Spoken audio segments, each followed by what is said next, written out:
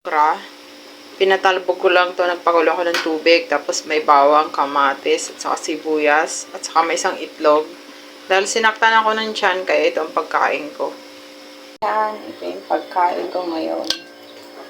Ito ay pinatalbog ko lang na okra, tapos nilagyan ko ng bawang. Siyempre, pinakuluan ko lang to. Ayan yung aking last one na saluyot at okra. At nilagyan ko ng itlog. Yung itlog guys, hindi ko na siya dinurog. Ayan. Yan ang pagkain natin ngayon.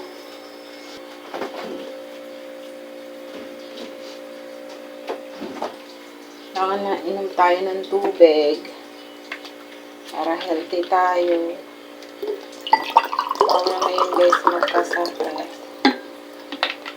Ako ay nilagnat. Sama ng pakiramdam ko pag sinasakitan ako ng bato sa abdo. Thanks God. Okay na ako. Ito yung pagkain ko. Napaka-healthy nito, saluyot. Saluyot, tapos okra. Pinakuluan ko lang to. Tapos nilagyan ko ng bawang, sibuyas, kakamatis, saka sili, saka may itlog.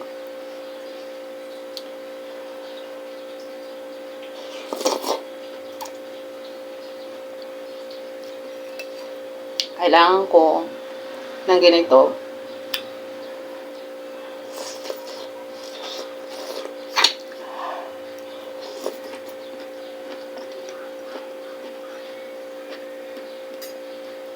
Okra. Tapos yung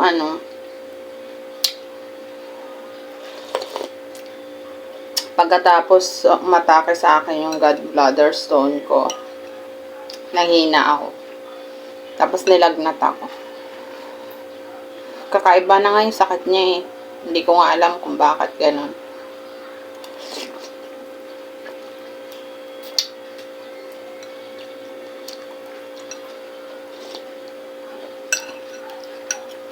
May itlog.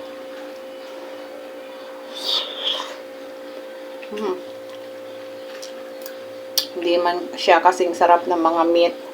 Pero ito yung the best. Healthy.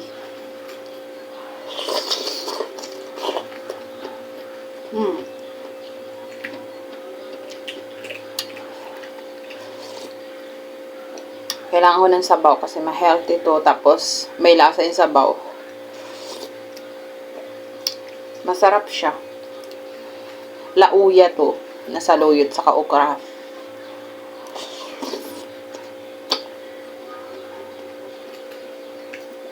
Bagong luto. Yun the best bagong luto. Tapos kakainin mo.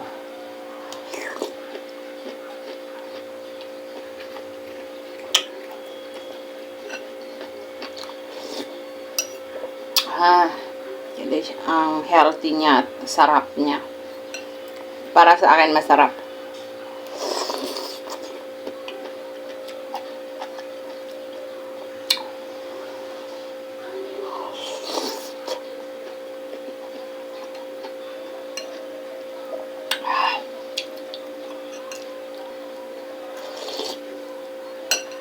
Ay, sarap.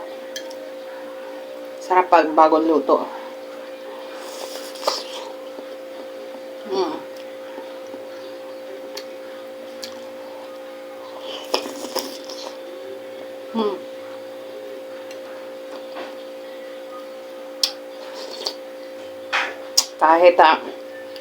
Kahit hindi mo bet, basta kakainin mo para sa health.